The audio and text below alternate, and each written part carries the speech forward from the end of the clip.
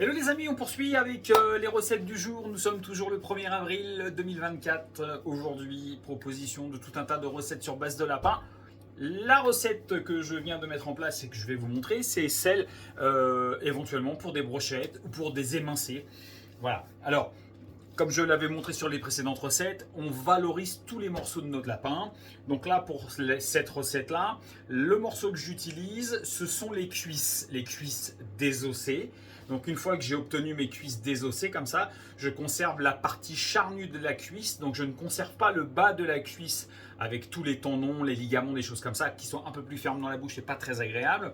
Cette partie-là, c'est une partie que j'élimine et que je vais plutôt mettre hachée pour faire du steak de lapin ou pour faire une farce de lapin, des choses comme ça. Encore une fois, l'idée c'est de valoriser tous les morceaux de notre lapin pour obtenir un résultat qui soit optimal. Voilà. Donc là, à partir de ce moment-là, on a une belle pièce bien en chair, relativement tendre, puisque la cuisse c'est le deuxième meilleur morceau sur le lapin après le rab.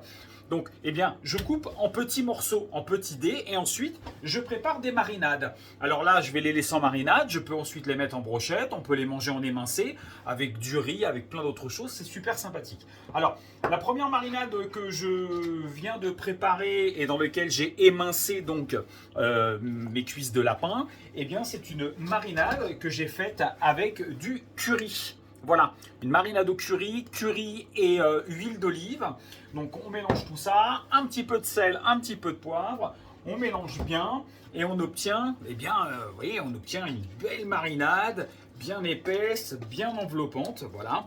Et donc maintenant, il ne reste qu'à laisser mariner pendant quelques heures notre viande avant éventuellement de la monter en brochette.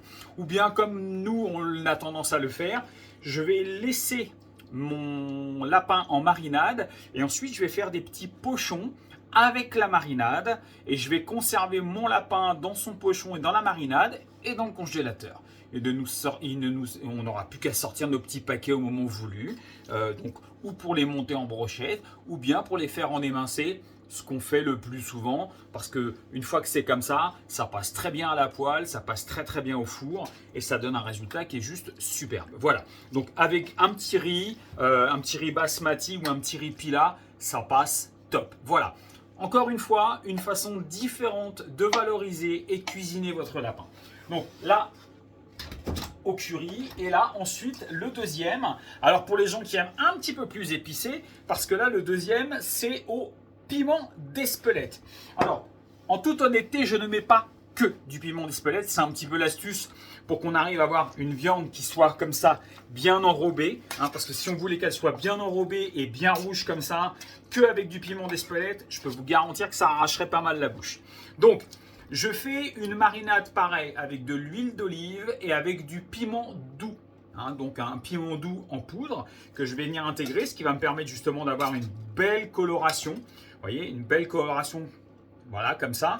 Et là-dessus, ensuite, je vais venir saupoudrer le piment d'Espelette pour venir amener un petit peu de relevé. Voilà, parce que si on faisait ce résultat-là qu'avec du piment d'Espelette, ça serait immangeable.